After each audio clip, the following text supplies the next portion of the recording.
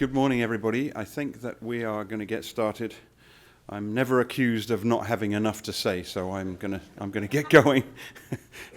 There's some people in the room that know that to their cost. So, I'm going to talk today about whistleblowers, the people, and I'm going to talk about whistleblower systems. This is something that I've been working with for many years, and my view is that here in Canada over the last 5 years, we've seen quite a lot of changes and improvements. Whistleblowers and whistleblower systems are absolutely nothing new, and a lot of what I'm going to talk to you about today is not brand new. It's just common sense, and it's just observations on things that seem to work and things that don't.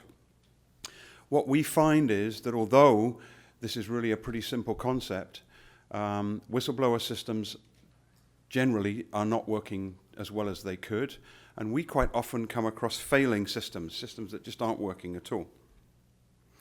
What that means in the light of the fight against corruption, that if you have a whistleblower system and you think it's fine and it's not, then you're not reaping the benefits that you could get from your whistleblower system. And we all know that if you just need to miss that one whistleblower call, that could be the critical thing that kills the organization.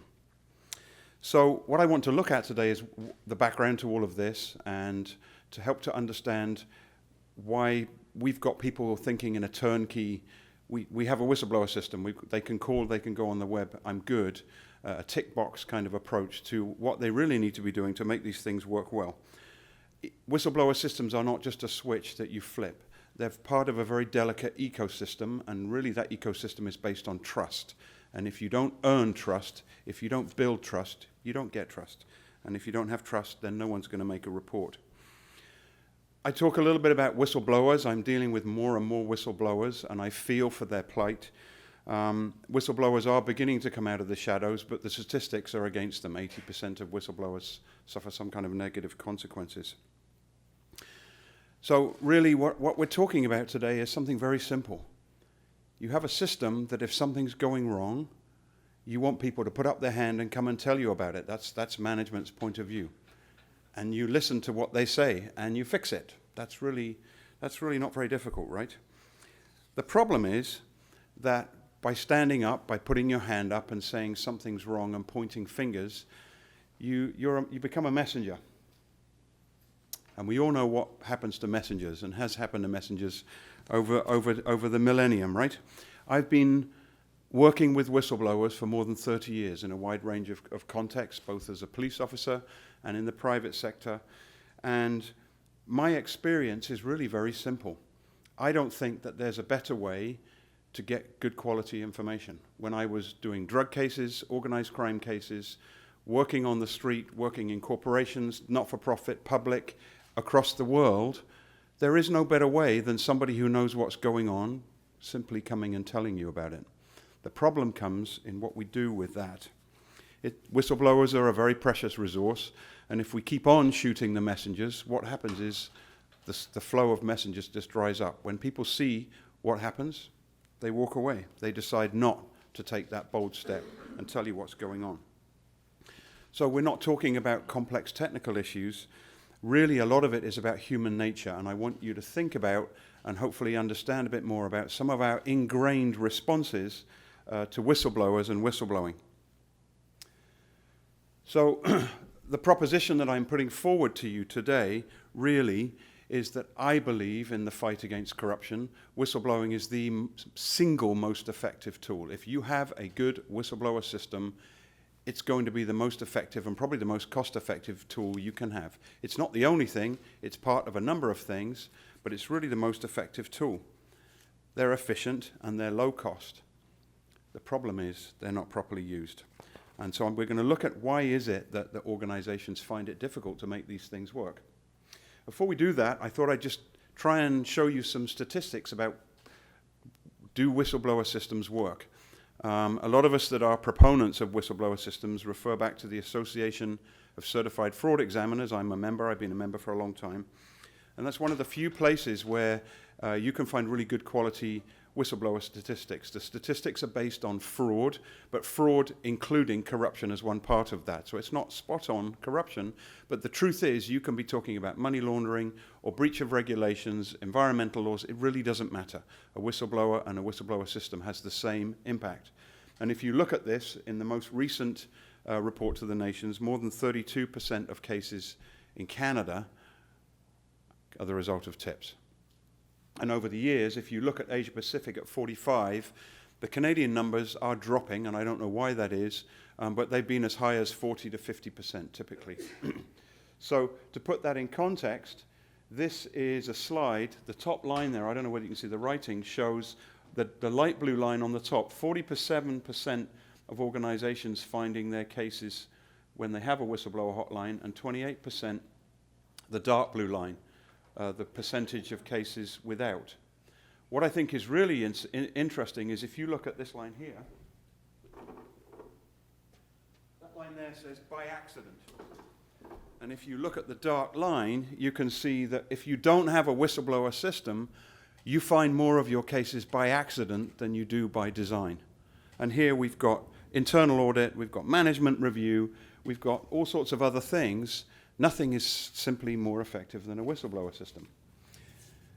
That's initial detection. You can see that the whistleblower hotline over the last 5 years ranges from 39 to 43%. That's globally.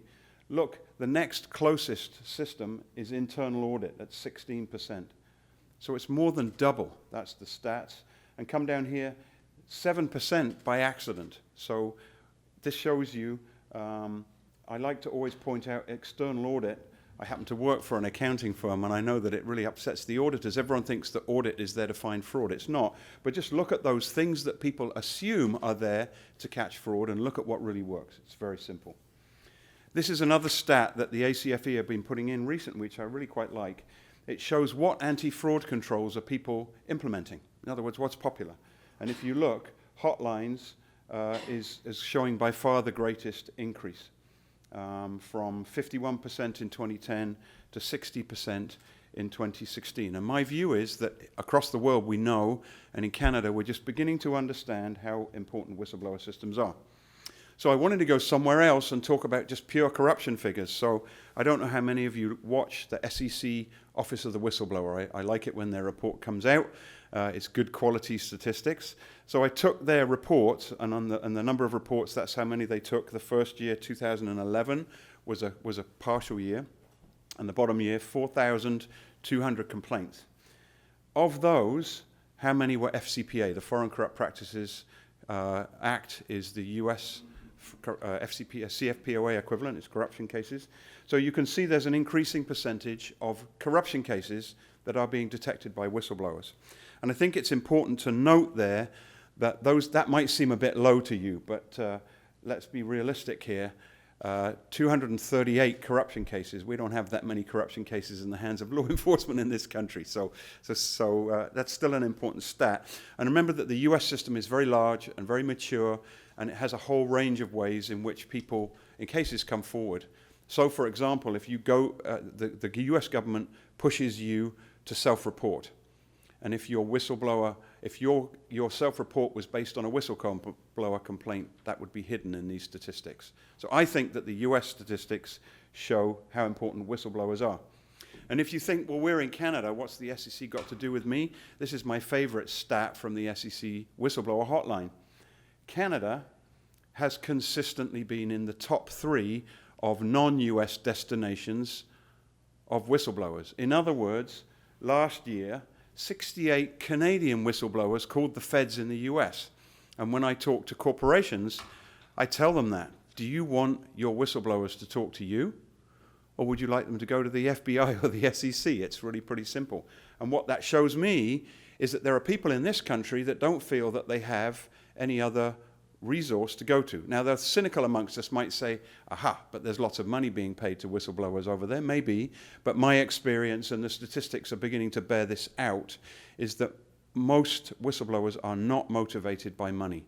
They may end up doing that, and the truth is if you use the US system, you've got better protection, and you may be compensated for the horrendous damage to your life, But at the end of the day, whistleblowers do it mostly because it's the right thing. So this shows that lots of Canadian whistleblowers are calling that system.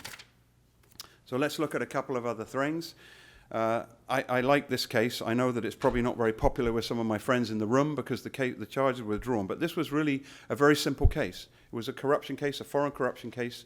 A whistleblower came forward. I have no special knowledge of this case, just what I read in the papers. A whistleblower came forward. The Mounties spoke to the whistleblower. The Mounties got a warrant, I believe, on their email server, and they had a case. Boom. Just like that. So let's just talk about some of the other pointers that show how important whistleblowers are in the corruption space. You may be familiar with the NICO case, and I regularly quote the NICO probation order. It's really the only sort of semi-official document we have in Canada that tells us what we have to do if we want to fight corruption. It's based on US precedents, but the NICO probation order included the requirement, internal, and where possible, confidential reporting by and protection against retaliation for directors, officers, employees, and appropriate agents who make good faith reports of suspected wrongdoing. Now, I got a lot of problems with the language in there, but that doesn't matter. The NICO probation order said you must have, NICO had to have a whistleblowing system. The OECD Good Practice Guide, another of our core foundation documents in the world of anti-corruption, you need internal and, where possible, confidential reporting by and protection of. Does this sound familiar? I wonder where they got that wording from. So look at the US DOJ compliance assessment, which came out, what is it, year and a half, 2 years ago now? They talk about assessing whether a group has an active and effective whistleblower hotline. The DOJ and the SEC FCPA compliance document, heavy focus on whistleblowers. The UK Bribery Act guidance and Transparency International, many other organizations say in the fight against corruption, whistleblowers are a key tool. I think that is undeniable. My point is, let's just make them work better. So I want to talk a little bit about whistleblowers because I feel that one of the issues that causes a failure of these kinds of systems is that we are not really understanding who they are and why they do what they do. If you look what I've put up there, I find this really quite interesting. I've heard professionals, not in the last few years, but in the years gone by, in the last decade, using these kinds of terms when they're talking about whistleblowing. The terms that we've got on the wall there all come from the criminal fraternity. I'm guessing that if I asked anyone in this room to put up their hand if they were a member of the criminal fraternity, number one, we're not, right? Why are we using criminal thinking and criminal terminology to refer to people who stand up and do the right thing? That makes no sense to me at all. People who report to authority can quite often be seen as outsiders. How many people, when they were children, were told, don't be a tattletale? Right? If we have kids, that's a fine line, right? If just spend some time thinking about this. If my kid is with a bunch of other kids and they get up to some mischief, am I going to tell my kid to go and report? No, sorry, I'm not. If my kid sees dangerous behavior, drugs or something else going wrong, do I want them to report? Yes, I do. So even in our own little worlds, there's gray areas about what we think is okay and what we think isn't okay, but there's still this underlying current of whistleblowing could be bad. But think about the structure of that. Think about it from society, from an organization. If somebody blows the whistle because there's corruption in our organization, the corruption is bad. The corruption is bad for the company. The corruption is bad for society, for all sorts of things, including for the people if it's a foreign country. There's a whole bunch of reasons why that's bad. So why are we targeting and treating negatively the whistleblower who points it out? The whistleblower is acting in the good of the group. But very often the group does not see it that way, which is kind of interesting. Things that I hear, whistleblowers are troublemakers. Whistleblowers are out for their own goals. They've got their own reasons for doing it. Whistleblowers aren't team players. They make reports for negative reasons, jealousy, revenge. At the end of the day, let's be honest, do we really care why somebody blows the whistle as long as what they're telling us is true? We have, and of course the police are dealing with this, a lot of corporations have to deal with this. We now have whistleblowers coming forward who are involved in criminal behavior. Would we rather they didn't come forward and we wouldn't know about the offense? Of course not, right? So it's complex, but we need to understand who they really are. Whistleblowers can't be trusted. Their information is wrong, it's inaccurate. Whistleblowers quite often, and I'm going to tell you a true story of why I'm involved in this, whistleblowers are accused of being mentally unstable. And unfortunately, it's completely the opposite way around. Very often it's the negative, it's the retaliation against the whistleblowers which lead to mental health problems. Whistleblowers manipulate systems. They use them for their own ends. And when I talk to whistleblower audiences, over the last 3 or 4 years, I'm beginning to see a shift. I'm not going to do it in this room, but I'd ask people, tell me those who see whistleblowers and whistleblowing in a slightly negative light. They don't think it's a good thing. And more than half would put up their hands, and now I get hardly any. So I find that people still have this impression, though. My company, offers whistleblowing service, a turnkey service. And clients say, but really it's just like the only people who report, it's not real, right? Most of the stats are fake. And you say, well, no, absolutely not. They're not. Completely the opposite. My experience is something like 8% of all the whistleblowers I've dealt with are completely honest and trying to do the right thing. So let's look briefly at some Canadian cases. I've chosen some Montreal cases. Remember that these are high-profile cases, right? That everyday whistleblowing cases in the workplace and corruption in global companies don't look like this. But this case I use because it's current and because it just goes to show the lengths to which people are prepared to go to prevent whistleblowers from getting their message out and from retaliation. So this guy here, a retired detective from the Montreal police, him and a couple of other people saw evidence of corruption in the Montreal police, and they tried to report it. They were targeted by their internal affairs, or whatever they're called here in Montreal, and evidence of criminal wrongdoing was manufactured against them. So never mind firing them, never mind distancing them, they were actually actively creating fake criminal evidence against them. And the internal affairs people who are supposed to be rooting out the corruption in the force are turning against these people. 2 of them quit. This guy stuck it out, and that's the reference to the 10 years of hell. His point of view was, I knew I was right. I know what I saw. I'm trying to do the right thing. Why should I quit? And eventually the other 2 came back. And if you look, we have a very senior police officer now being suspended. I don't know anything about the case apart from the papers, but my belief would be you don't go around suspending very, very senior police officers unless there's serious concerns. And then later in October, we had search warrants executed on police headquarters. I really smiled when I read the first CBC report because it said the raid was on the 10th, or whichever floor where all the bosses were, the commissioner and everything, and on the floor where IA is. It turned out that the CBC retracted that part of their report. But that's the kind of lengths that people will go to. That's a real case. And another one here, which I use, not just because I'm here in Montreal, but I use this all the time, because sometimes people don't really believe me about whistleblower retaliation. I'm sure all or most of you will have watched with great interest the Charbonneau Commission, because it's corruption. It's not foreign corruption, it's local corruption. And to be clear, I know very well that this kind of corruption exists in all the other provinces across the country, although lots of people that I talk to just don't believe that at all. And here you've got this guy, Ken Pereira, who saw wrongdoing. And there's others, Karen de Hamel, Joseph Faranici, Francois Baudry. These are all people that said, this is wrong. We've got the mob and the politicians and corrupt civil servants taking money. And first of all, they offered this guy the keys to a brand new Mercedes-Benz, and he said, no, thank you, I don't want it. So then they came back and they said, we know who you are. You know who we are. We know where your family lives. And these guys were connected to the Italian organized crime at the highest level. How many people would still stick to their guns and do the right thing when you've got the mob on your tail? That's pretty frightening.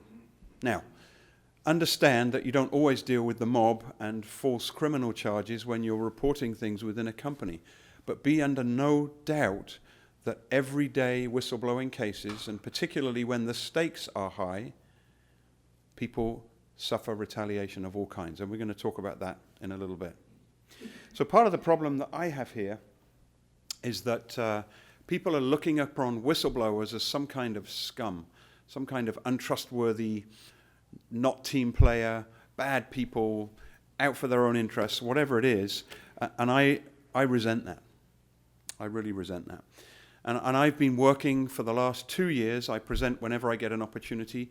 I guess you might call me a bit of an evangelist, but I believe in these systems. I know there's nothing better. Why aren't we using these properly? But I also trying to speak for people, and every time I speak, someone will come up to me afterwards and say, could I talk to you? And then they tell me the story. Provincial employees, charities, governments, local, small companies, big companies, and they tell me their stories. And you hear the same thing again and again. Why is it we don't treat these people as the heroes that they are? And we're just beginning to see that. My organization, the ACFE, recognized a doctor who fought for the right treatment of veterans in the US, and he was given an award. And now the ACFE has an annual award for the Sentinel Award, the person who stood up and did the right thing. So in the US, this front cover from Time magazine is 2002, so we're only 15 years behind America. But what it's talking about is that in the US and other countries, many of these myths have been debunked. People are not seeing bad guys, they're now seeing heroes. And the people you've got there, Colleen Rowley was working with the FBI, and she was working on the case of Zacarias Moussaoui, who was the hijacker, the 9/11 hijacker caught before 9/11. And she was fighting to properly investigate that because she felt something bad was going to happen. They were trying to get a warrant on his computer. No one would listen. We know what happened. The middle lady is a woman called Cynthia Cooper. She was an accountant. She was vice president of internal audit at a company called WorldCom. Anyone remember what happened to WorldCom? And she had a job of internal audit. It wasn't just that she was a whistleblower. Her job was to find out financial irregularities. And look what happened to her. And the last one is Sharon Watkins, who worked at a company called Enron. Same kind of deal, right? She tried to report to the CEO of Enron that there were financial irregularities, and in the end had to go to the authorities. So these people get the front cover of Time magazine. How long is it before Canadian corporations and other global corporations in the fight against corruption are going to recognize the people that do the right thing? I found another way that I see America being ahead of us in recognition of whistleblowers, and it's just kind of social commentary. There's a film called The Insider, which is about a guy called Jeffrey Wigand, who was one of the first people decades ago who said tobacco is bad and nicotine is bad and we're selling tobacco to our children. And they made a film about him, and the guy who played him in the movie was Russell Crowe. And I thought, okay, Russell Crowe playing a whistleblower, that's a pretty good social validation. And the other one is a woman called Catherine Bolkovac, who was an American police officer. She went overseas to work for the UN in Bosnia, and what she found is that the local police, together with UN and foreign, including American expatriate police working there and other people, were actually running a child prostitution ring. They were there to help this country, and they were abusing children. And she was played in the movie The Whistleblower by Rachel Weisz. Again, I would suggest that's positive social validation, right? So let's talk a little bit more about what whistleblower retaliation really looks like. I've put up on this slide a number of things that I see. A lot of it can be low-key. And if you look at the media, particularly in this country, the media are just beginning to understand that whistleblower means good story, right? It doesn't have to be Panama Papers or whatever else. There's good stories here. And the CBC, you'll see lots of good cases. And very often what you see is people who say, oh, I was doing so well, I was up for promotion, I had great reviews, and then suddenly the whole thing turned to a mess in my hands. And then we've seen cases where the negative commentary about their performance is backdated in their file. They don't get renewed, they don't get promoted, they get sidelined, they get moved aside, they get ostracized, and eventually they lose their job or they walk out. And quite often these people are facing blackballing in their whole industry. Like you think about, we're going to talk about federal government, Canadian federal government employees. If you step up and point fingers in Ottawa, you can be ostracized by a whole city, never mind just your industry. So think about why. I think the first reason is the targets of the whistleblowers, the people doing wrong, have a very clear interest in undermining and removing the whistleblower. And a lot of the negative material we see comes from the bad guy. Particularly if they're in a position of power, it's quite easy to undermine the whistleblower's reputation, integrity, motives, performance, all those things, and get rid of the problem. But once those things start, we know that you can then have this rebroadcasting. That once a little, oh yeah, that guy's not a team player. Yeah, that person, yeah, she's always been a bit funny, that one. And these little pernicious rumors can spread. So sometimes people, without knowing the truth or the cause of the rumors, are unwittingly helping to spread the negative reaction to the whistleblower. The next most important thing is what I call knee-jerk reaction from management, which we're going to show you some really good examples. Someone stands up and says, this is going badly wrong, and the CEO or whoever says, not on my watch, I don't want that, I don't want to have that tied with me, which is exactly the wrong answer. Listen to the whistleblower, show that you've got your ears open, show that you're going to do the right thing. If you try and cover it up, we know even if the facts turn out to be wrong, the cover-up's probably going to finish you off anyway. So knee-jerk management reaction, self-defensive, get rid of the whistleblower, is very typical. Look at the cases. Wells Fargo Bank had all of these problems with wrong kinds of accounts, abuse of all of their clientele. Multiple whistleblowers. They have a good whistleblower system run by an outside body. All the whistleblowers were fired. Ridiculous. Now they're going back to court, and the whistleblowers are being reinstated and given back pay and given damages, and there's another headline against Wells Fargo. They had the opportunity to fix the problem at the start, but they took the knee-jerk reaction. Ostracization and other issues can be devastating. So I'm going to tell you a story. Why am I involved with whistleblowers? They're a core part of everything that I do as an investigator for 34 years. When I was in Hong Kong, I was working organized crime. In the days after Tiananmen Square, people were leaving Hong Kong to go to Canada. And I was working with the RCMP and Canadian Immigration because I was finding my targets, high-level triad figures, drug traffickers, very, very senior global criminals applying to come to Canada. And we said, well, that's not right. Let's go tell the Canadian authorities. And one of the guys we told was a guy called Brian McAdam, who's now gone public with his story. He still lives in Ottawa. He's a friend of mine. And we started passing information about high-level organized crime coming to Canada.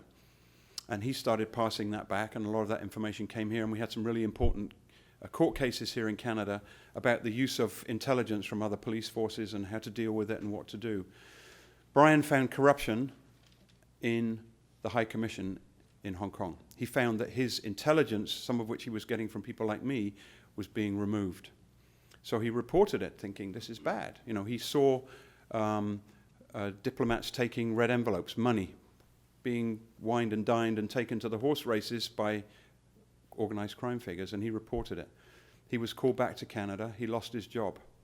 It was his identity. He'd been a career guy, 20-something years. His career was destroyed.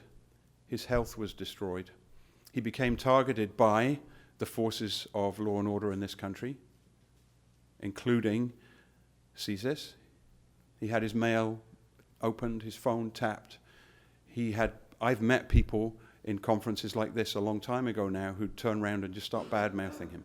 His children were bullied at school. It went that far. He went into depression, and for nearly 20 years, he suffered terrible mental health condition, and he's now better. Finally, he's better. But that's just a typical example of you can lose everything if you're a whistleblower. And your livelihood, suddenly if you don't have a paycheck coming in, you can't find a new job, you can't pay the mortgage, things can become very devastating very quickly. So we see how people treat whistleblowers. What is it about whistleblower systems that means that these things slip through the cracks? Why is it we allow it to go wrong? Social conditioning, we've talked about that, and those perceptions. Whistleblower retaliation. Understand that studies across the world show that at least 80% of all whistleblowers will suffer some form of negative response to their report.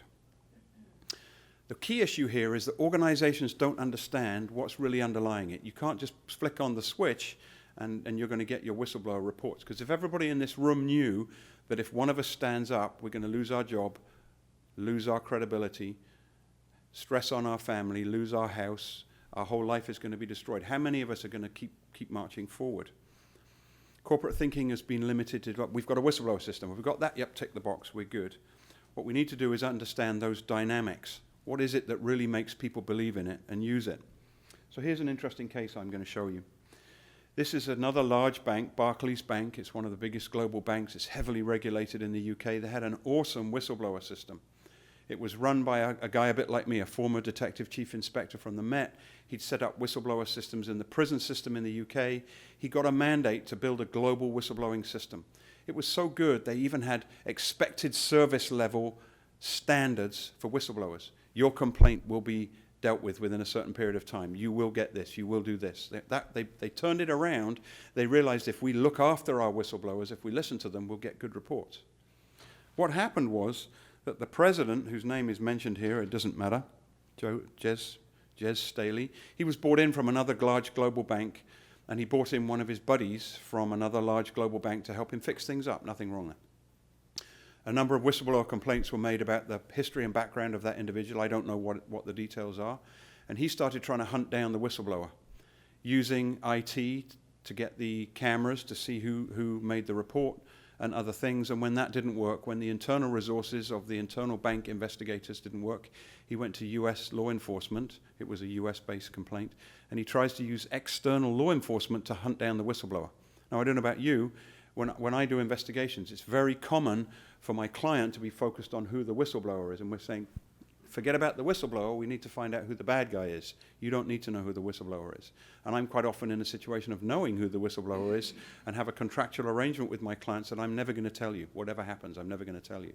So this focus on who is the whistleblower, this guy, the president of one of the largest banks in the world with an excellent whistleblower system, resources, manpower, policies that said you mustn't do this, he still did it. He's under investigation by the Financial Conduct Authority. He's been dragged back twice.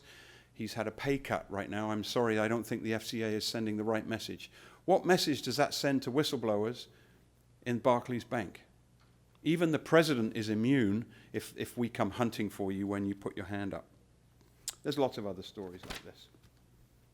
Let's just look at something else that I feel came out of the Charbonneau Commission.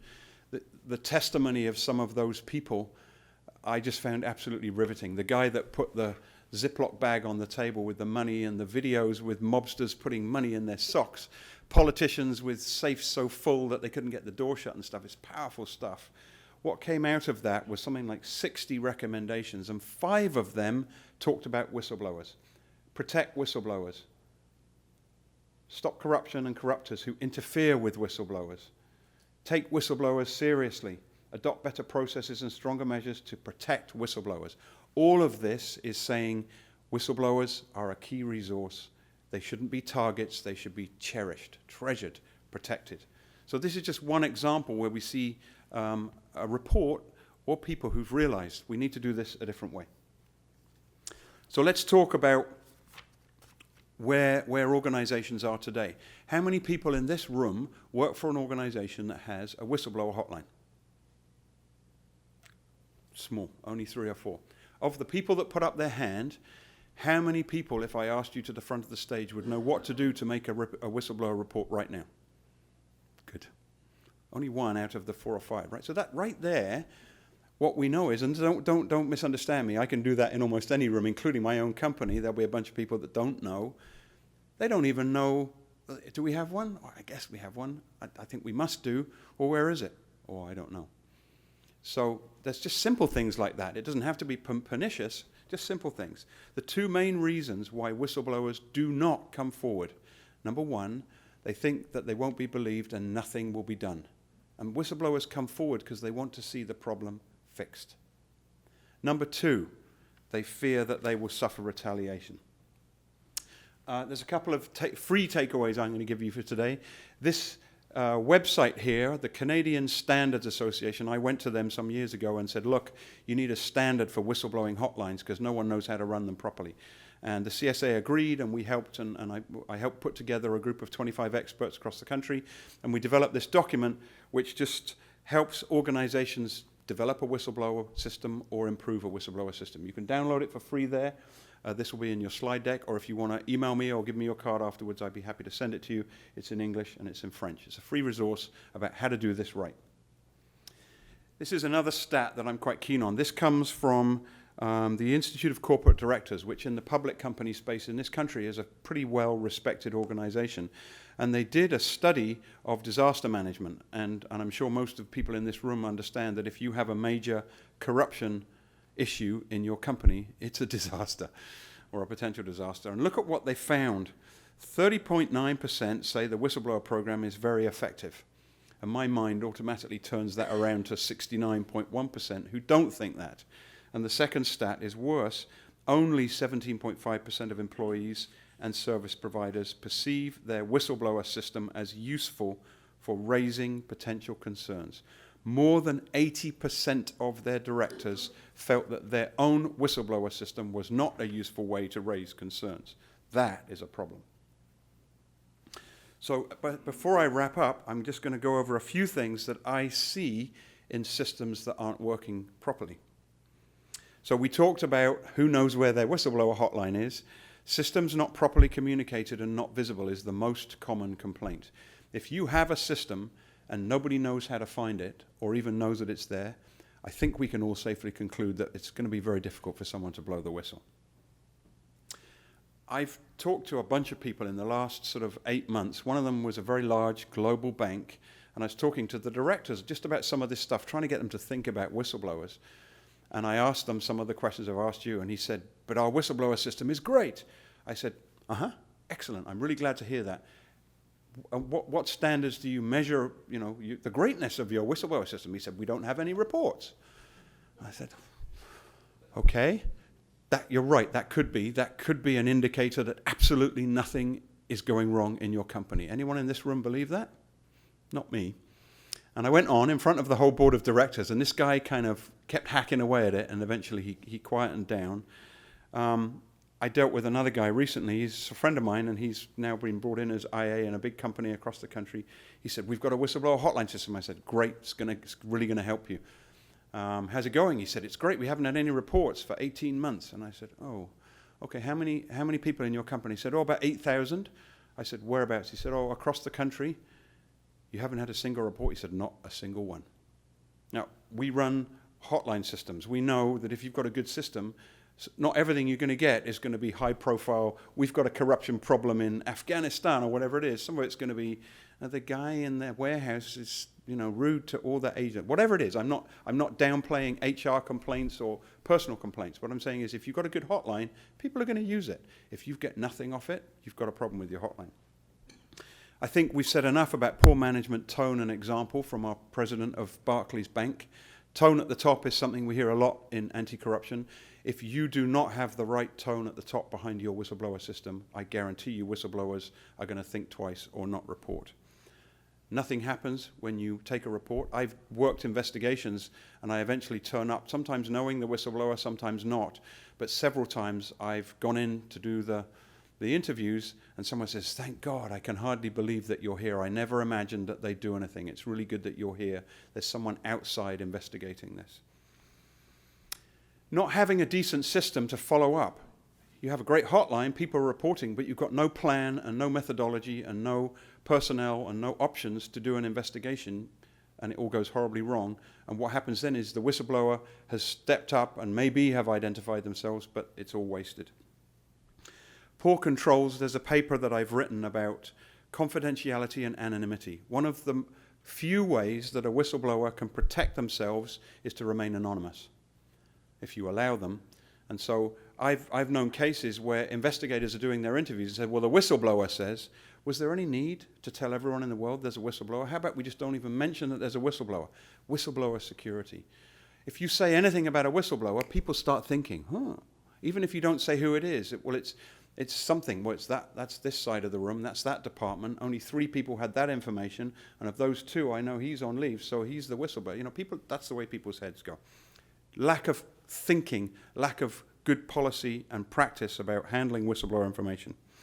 Not investigating retaliation claims, and it's my belief that if you investigate whistleblower reports but fail to investigate retaliation claims, you're going to have the same effect. Whistleblowers are going to shut down. And the last 2, people worry about this, but lack of transparency. If no one can see your system, obviously you can't broadcast every time you get a report. You can't say who or what or how, but you can say stuff. Last year, we had 27 whistleblower reports. We investigated. We found that 18 of them were substantiated. 5 of them, there wasn't enough information to follow up. We fired one person. We recovered this. You can tell people big picture what's going on, and that gives positive reinforcement to that system. People need to be able to see what's happening, and they need to be able to see how it works. I answer whistleblower calls every week. There's about 20 of us across the country that take all of our whistleblower calls. And one of their key questions is, where's this going to go? Who's going to see this? Who's going to know? And they need to know that. They need to know that up front. I'm going to flip through this quite quickly now.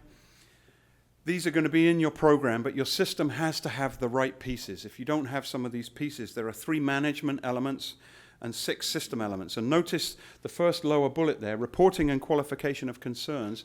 A way to report is only the first bit. You need all of these other things underneath to do it.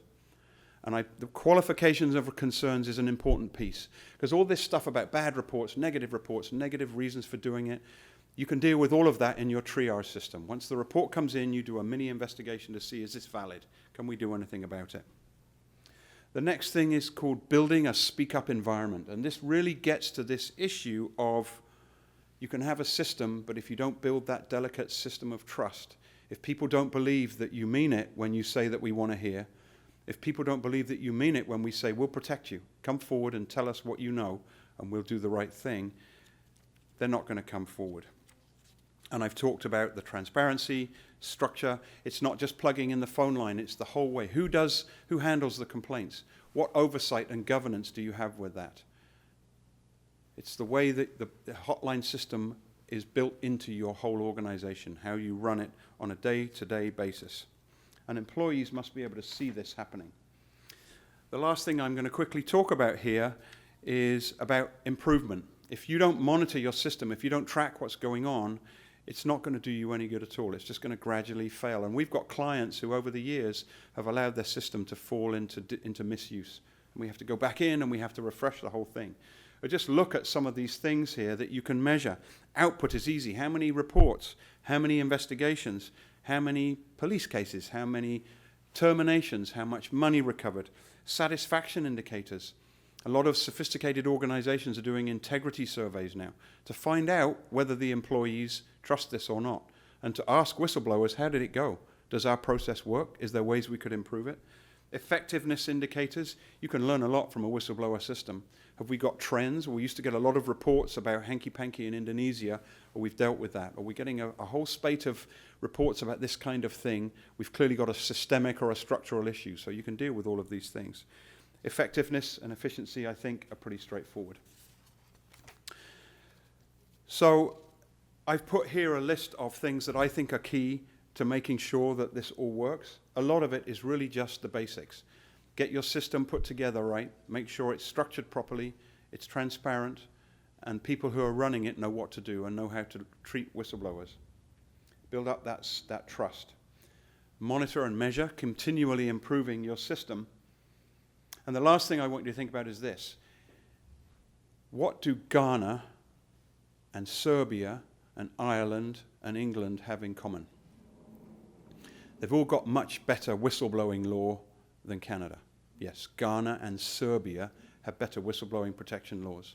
The countries that have got it right, and Ireland is the best example, have understood that you need to protect whistleblowers, and they've built a law to do that. We don't have that law in Canada, and we need to start working towards a situation like in Ireland where the whistleblower can file an injunction, and within, I think, 4 or 5 weeks, they have to be reinstated, they have to be given their job back pay, initial damages, protection from retaliation, and then we can investigate the complaints. So balancing things out for whistleblowers is really a key piece. And you have it in the UK and the US. We don't have this here in Canada. What we have here in Canada is a very small start. I'm working with the Centre for Free Expression Whistleblower Initiative in Toronto, and we're trying to bring this forward. The federal government here has a law called the PSDPA, which is the whistleblower system for federal government servants.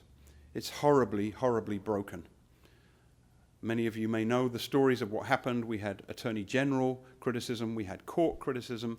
The system was supposed to have a 5-year review. Early on this year, after 10 years, the review happened, and we were able to lobby the parliamentary committee and bring in a group of people from across the world to say, this is how to do this right. Just the stuff that I've been talking to you about. And interestingly, it became a bipartisan effort, because who's against whistleblowers, right? How can this be a bad thing? And the committee came out with a really excellent report. They asked for a government response within 90 days, and the government response said, yeah, great, we're on it. So we've got a long way to go, and that's just federal government whistleblowing. We need provincial, we need federal law to make this work and figure out how to protect whistleblowers in Canada. But those were just 3 of the things that the panel recommended, which were really key. I'm going to stop there. If you have questions, do give me a shout or come up to me afterwards. I'd love to talk more about the topic. Thank you very much. I have a question right at the front. I think there's a microphone in the middle for you so that the recording can get the question.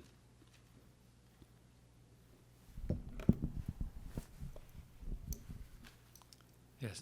Hello, my name is Jack Titsworth. I'm retired from the World Bank, where I used to work on anti-corruption and illicit financial flows and so on. And I have a question about qui tam. Is that phrase familiar to you? Yes. And I'm just wondering what views you might have on qui tam and whether it is an instrument that might be useful in Canada at the federal and provincial level. So for the others, qui tam is Latin for he who sues for the king sues for himself. So it means that if you can expose corruption and your expose realizes a return on what was stolen, you get a share of it. That's a good question. Qui tam laws don't exist in this country as they do in the US. So what it means is if you report a fraud case and the government recoups costs, you get a lot of money. So the SEC system is kind of working on that same basis. The OSC in this country is now paying whistleblowers. The AMF in Quebec made a decision in the other direction, not to pay whistleblowers. My personal belief, I think almost all whistleblowers do it for not monetary reasons. However, I'm more and more minded of the issue of the damage that happens to whistleblowers. They do deserve some kind of compensation. The problem with that is I work with organizations that it's just not practical to pay whistleblowers. So at a government level, I think that there may well be a place for that. I want to see all sorts of changes in the way things work for Canada. In the private sector, I think that's more difficult. But it's certainly an idea that is coming. So the tax department now have a whistleblower hotline that pays, and the OSC does. So I think it's something that's coming, but I think we have to be careful that we don't get into a big conversation about paying whistleblowers, because there's a limited area of commerce or activity, human activity in Canada where that's relevant. And I think right now we can make a lot more gains by just pushing the basics. Listen to whistleblowers. Don't shoot them. It's not so tough. Good question. Thank you. Any other questions before we close? Great. Thank you very much indeed for your time and your attention.